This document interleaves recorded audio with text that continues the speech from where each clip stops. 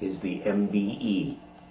The MBE is used instead of the OEM SnapMate. The difference in the two is the MBE is not a valve connector, meaning that as soon as it is connected, the CoreMax valve is opened and flow will occur.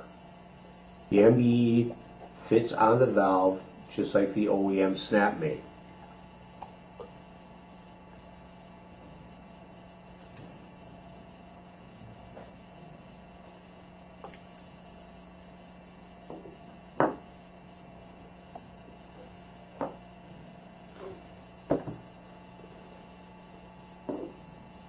You would use the MBE over the OEM SnapMate only for larger flow. The flow through the MBE is much greater than it is through the OEM SnapMate. But again, OEM SnapMate is a valve connector, MBE is not.